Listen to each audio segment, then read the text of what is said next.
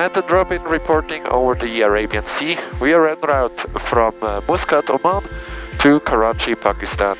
As you can see, we have about 1.5 hours to go and we're maintaining flight level 170. Although that would give us about 17 minutes of glide, with the ForeFlight on the iPad on the left side, you can see that with the green ring, which indicates the glide distance, we are not within glide of the coastline of Pakistan, so we would be forced to ditch in the sea in the unlikely case of an engine failure. If we have to ditch in the sea, of course we would want to land near to a ship that would be able to pick us up from the water. And for that, my pilot Frank Gainey has, from Genhard IT Solutions, has designed a handy tool. It's called the Ship Tracker. It shows the relative bearing to the ship, the distance, and whether it is within glide distance. Here on the Ship Tracker you can see that we have a ship at the relative bearing of 019er at a distance of about 18 nautical miles, and that's actually within glide at that altitude. Let's see whether we can spot the ship actually in the outside. Here we have it. That would be our target to fly to. That would come in especially handy if we had a cloud cover, so we would not be able to see the ships visually. It's also quite difficult to see ships visually, even without any clouds as today. After having entered the Indian subcontinent through Karachi in Pakistan, we flew to Agra in India and are making our way to the construction site of Noida International Airport.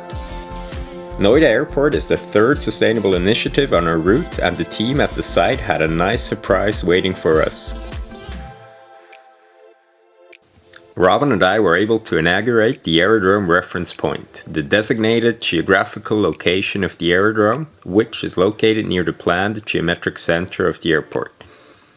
Now that we have a coordinate, let's head back to Agra to prepare our overflight of what will become a role model for sustainable airport infrastructure in India. So after visiting the Noida construction site yesterday, Robin and I have the chance to go and visit the Taj Mahal, something which was always on my bucket list, and I'm super happy that we can see it today. After visiting Taj Mahal, we're now going to make our way to Agra Airport to fly north to the construction site of Noida International Airport, where we will overfly the Aerodrome Reference Point that we inaugurated.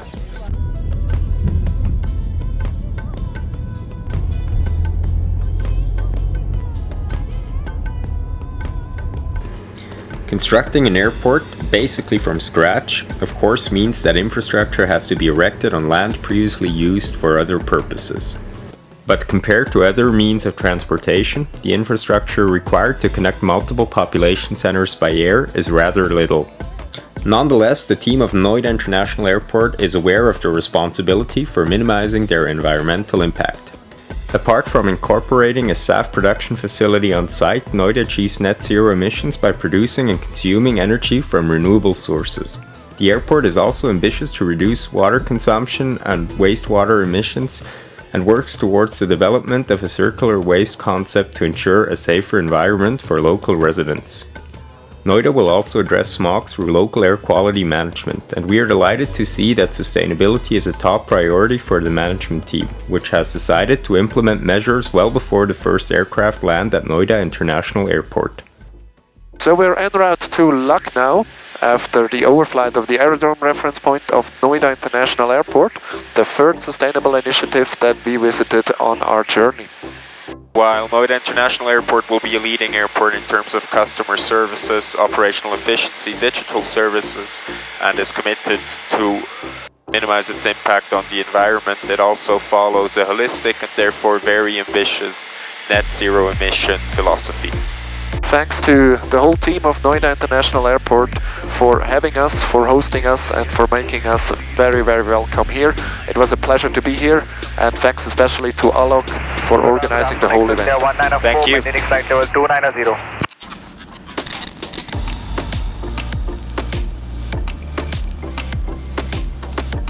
We are on course for a night landing at Kolkata Airport. After our layover in Kolkata, we'll leave the Indian subcontinent bound for Bangkok, where the DA50 will undergo scheduled maintenance at our partner Asian Aerospace Services. And as the entry requirements in Thailand dictate, Robin and I will have to quarantine for 7 days. We spent almost 2 weeks in Thailand, most of it in mandatory quarantine. After that, it was stickering time. Our DA50 shows all partners and supporters of the project, and we make sure to update it regularly. So if you want to have your name printed on it as well, visit our website and become a patron of the project today. Our journey continued to Phuket, with its gorgeous islands and beautiful beaches. Thereafter, we made our way around cumulus clouds over Malaysia and experienced the quickest turnover until now by our partner Jet Aviation in Singapore.